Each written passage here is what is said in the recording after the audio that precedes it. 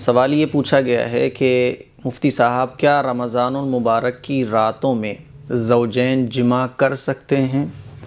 زوجین مطلب میاں بیوی، جمع یعنی ہم بستری، ٹھیک ہے۔ کچھ لوگوں کا خیال یہ ہے کہ رمضان کی راتوں میں بھی میاں بیوی کا ایک دوسرے کے ساتھ ہم بستر ہونا یہ ناجائز اور حرام ہوتا ہے، یعنی پورے رمضان اب میاں بیوی ایک دوسرے کے ساتھ ہم بستر نہیں ہو سکتے ہیں۔ تو اس مسئلے کو آپ اچھے طریقے سے سمجھیں۔ رمضان کی راتوں میں میاں بیوی کے لیے ایک دوسرے سے ہم بستر ہونا یہ بالکل جائز ہے، اس میں کوئی گناہ نہیں ہے۔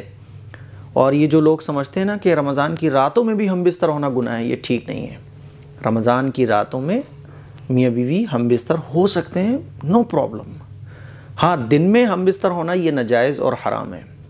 اور اگر روزے کی حالت میں میاں بیوی ہم بستر ہو جاتے ہیں تو پھر یہ گناہ کبیرہ ہے، اور اس سے قضا بھی لازم ہوتی ہے اور کفارہ بھی لازم ہوتا ہے، ٹھیک ہے۔ تو دن میں تو ناجائز اور حرام ہے، لیکن رمضان کی راتوں میں میاں بیوی کا ایک دوسرے سے ہم بستر ہونا یہ جائز ہے، بالکل حلال ہے۔ رمضان کی رات کس کو کہتے ہیں؟ افطار کا ٹائم شروع ہونے سے لے کر سحری کا ٹائم ختم ہونے تک یہ رمضان کی رات کہلاتی ہے۔ یعنی یہ ٹائم ایسا ہوتا ہے جس میں ہمارا روزہ نہیں ہوتا ہے، اور ہمارا روزہ کب سے کب تک رہتا ہے؟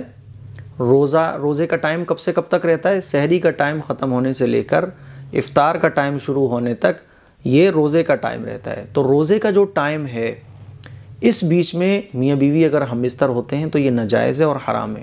اور اگر روزے کی حالت میں کوئی ہم بستر ہو جاتا ہے تو پھر اس سے قضا بھی لازم ہوگی، کفارہ بھی لازم ہوگا، اور توبہ استغفار الگ کرنا پڑے گی۔